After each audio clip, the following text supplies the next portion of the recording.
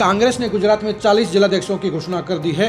ये 40 जिलाध्यक्षों की सूची ने हरियाणा में बड़ा हड़कंप मचाने का काम कर दिया है, क्योंकि इस सूची में जिस तरह से राहुल गांधी ने सोशल इंजीनियरिंग करने का काम किया है, उससे हरियाणा के बड़े नेताओं में बड़ी खलबली मच गई है। क्योंकि राहुल गांधी ने ना तो बड़े नेताओं के एक आधार को चलने दिया और ना ही ऑब्जर्वरों की पूरी रिकमेंडेशन को जैसे का तैसा लागू करने का काम किया।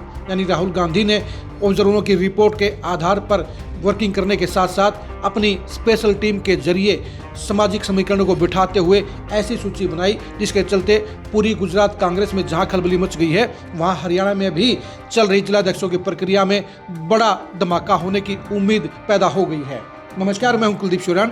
आज खरी खरी न्यूज़ में हम चर्चा करेंगे गुजरात कांग्रेस के उस जिलाध्यक्षों की सूची की, जिसका बड़ा इफेक्ट हरियाणा की सियासत पर पड़ रहा है। हरियाणा के अंदर जिलाध्यक्षों की नियुक्ति में कांग्रेस में बड़े नेताओं को झटका लग सकता है। यानी राहुल गांधी ने जो एक्सरसाइज गुजरात में अंजाम दी है, अगर उसी पैटर्न पर हरियाणा में भी जिलाध्यक्ष बनाए गए तो सबसे ज़्यादा नुकसान भूपिंदर हुड्डा को होगा, क्योंकि गुजरात में राहुल गांधी ने स्पेशल तरीक़ों से जिलाध्यक्षों की नियुक्ति करने का काम किया है। राहुल गांधी ने गुजरात में सबसे ज़्यादा फोकस ओबीसी वर्ग पर किया है। 40 में से 14 ओबीसी जिलाध्यक्ष बनाए गए हैं। इसके साथ साथ एससी और एसटी में भी 11 जिलाध्यक्ष बनाए गए हैं। यानी वहाँ की पॉलिटिक्स में राहुल गांधी ने ओबीसी और एससी एसटी को सबसे ज़्यादा फोकस पर रखा है और 40 में से उन्हें 25 पद देने का काम किया है।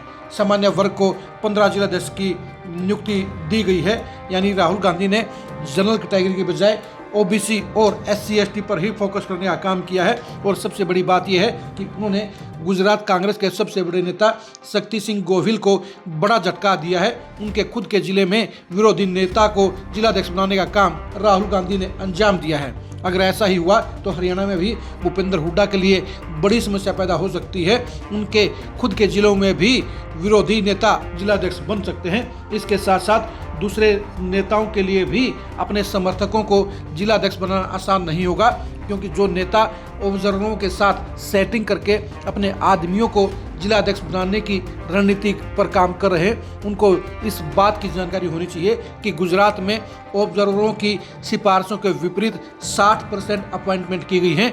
यानी 60% जिलाध्यक्ष ऐसे हैं जो ऑब्जर्वरों की रिकमेंडेशन नहीं थी। ऑब्जर्वरों ने जो टॉप 3 नाम दिए थे, उनसे बाहर जाकर 60% नाम बनाए गए हैं। अगर यही रणनीति, यही वर्किंग हरियाणा में की गई तो फिर हरियाणा में भी चौंकाने वाले नाम जिलाध्यक्षों के तौर पर सामने आएंगे। यानी हरियाणा कांग्रेस में अब उन लोगों के जिलाध्यक्ष बनने की संभावना ज़्यादा हो गई है जो बरसों से साइलेंटली कांग्रेस के लिए काम कर रहे हैं, जो बरसों से हाशिए पर डाले गए हैं और जो सिर्फ कांग्रेस के लिए समर्पित हैं। यानी आधे से ज़्यादा जिलाध्यक्ष साफ तौर पर मेरिट के आधार पर बनेंगे, कांग्रेस के प्रति समर्पण के आधार पर बनेंगे और सालों से कांग्रेस में अपनी जगह बनाने के लिए संघर्ष कर रहे नेताओं को जिलाध्यक्ष की कुर्सी मिल सकती है। बड़े नेताओं यानी भूपिंदर हुड्डा, कुमारी सैलजा और रणदीप सुरजेवाला, तीनों को मिलाकर 50% मिल जाएं तो बड़ी गनीमत होगी। यानी गुजरात का फार्मूला जिस हिसाब से लागू किया गया है, अगर वही सेम टू सेम हरियाणा में भी लागू किया गया तो सबसे ज़्यादा नुकसान भूपिंदर हुड्डा को होगा।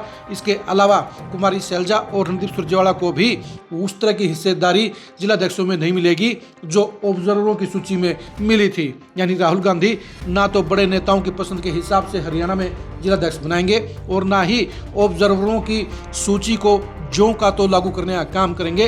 राहुल गांधी ऑब्जर्वरों की सूची मिलने के बाद उसके ऊपर अपनी टीम के जरिए वर्किंग कराने का काम करेंगे, असली फीडबैक लेने का काम करेंगे और सामाजिक न्याय के हिसाब से राहुल गांधी जिलाध्यक्ष बनाने का काम करेंगे।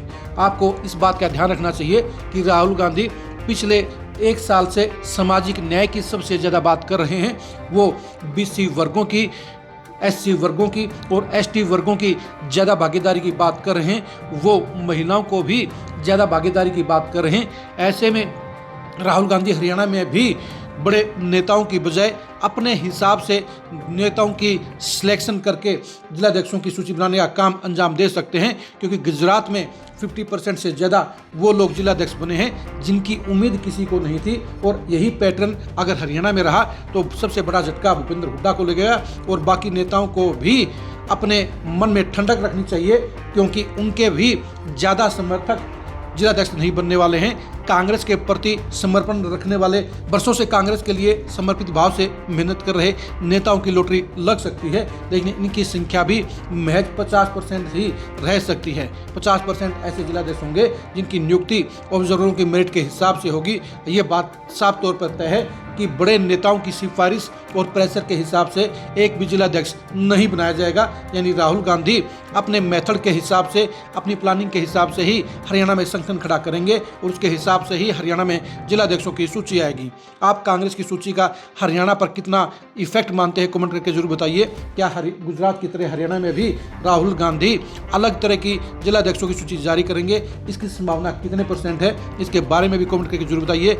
हरियाणा में किन किन नेताओं को बड़ा झटका लग सकता है, इसके बारे में अपनी राय दीजिए। क्या हरियाणा में इस बार कांग्रेस के प्रति समर्पित नेताओं को ही जिलाध्यक्ष बनाया जाएगा या बड़े नेताओं की तूती बोलेगी? इसके बारे में अपनी राय दीजिए। आप हमारे फेसबुक पेज को फॉलो कीजिए, आप हमारे यूट्यूब चैनल को सब्सक्राइब कीजिए। नमस्कार।